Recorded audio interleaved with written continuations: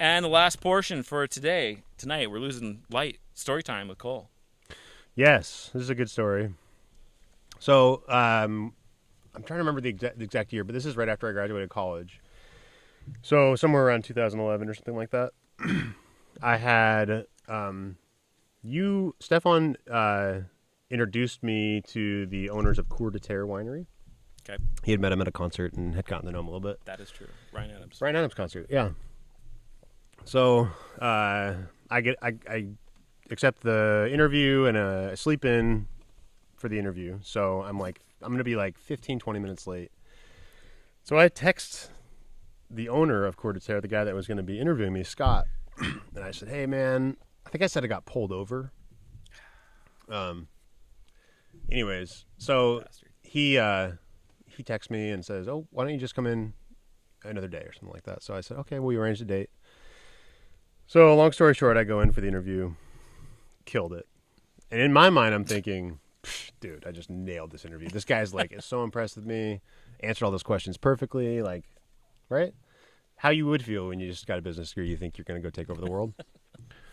So Scott, he says, "Oh, it's really nice to meet you. You know, you're great. You seem like the kind of person that would really do really well here. Definitely not going to hire you." And I go, "Oh." And he goes, "Yeah, why'd you lie to me?"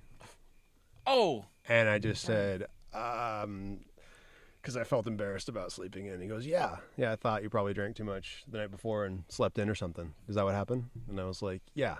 And he goes, "That's fine. You could have just told me that that's what happened. But since you lied, and since you are the kind of person that I do think can do really well, I'm going to give you good advice and I'm not going to hire you. I would never hire you."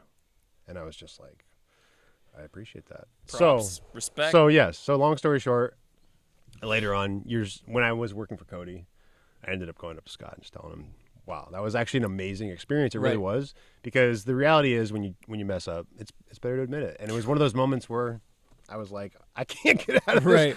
And it was a good life lesson. So don't lie, kids. The value of a good mentor too, though. Yeah.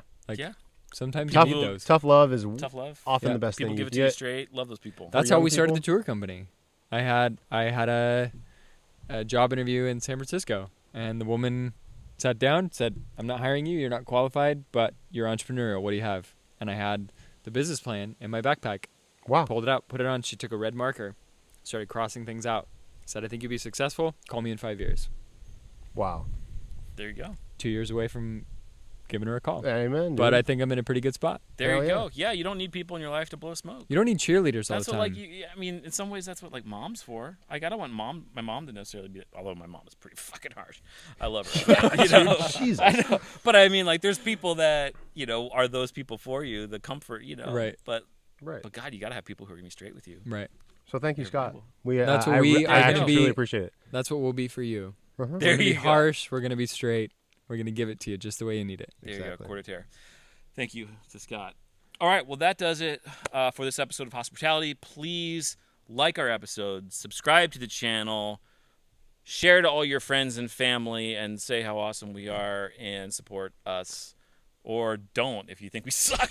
Yeah, the hate is great PR also. So. There you go. It's just fuel. Bring it on. Yeah. Let's go. All right, we'll see you next time. Thank you. Peace.